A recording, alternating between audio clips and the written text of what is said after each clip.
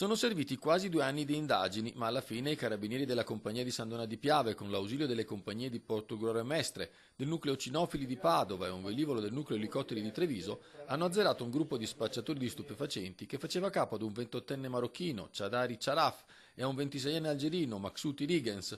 I due si approvvigionavano di cocaina e hashish sulla piazza di Milano, usando per i viaggi moto di grossa cilindrata che erano meno soggette a controlli sull'autostrada. La quantità acquistata e poi smerciata era di circa 5 kg alla settimana. Una volta comprato, lo stupefacente, in particolare la cocaina, era diviso in dosi da 100 grammi che venivano nascoste nei campi fra il portoghese e il trevigiano, all'insaputa dei proprietari.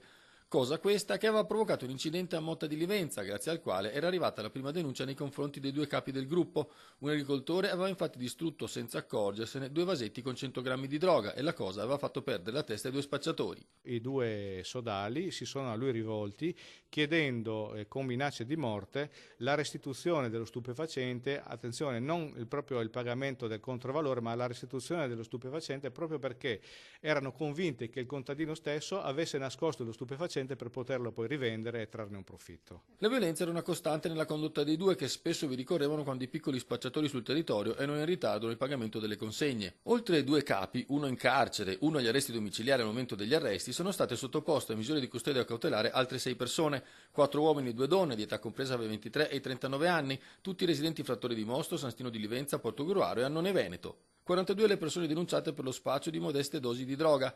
Numerosissimi infatti piccoli sequestri eseguiti nel corso delle indagini che si sono svolte seguendo gli spacciatori nei loro tour quotidiani per consegnare le dosi. Variegata la clientela che andava dai professionisti agli studenti nelle province di Venezia, Treviso e Pordenone, ben 64 invece i soggetti segnalati alle autorità giudiziarie in qualità di assuntori.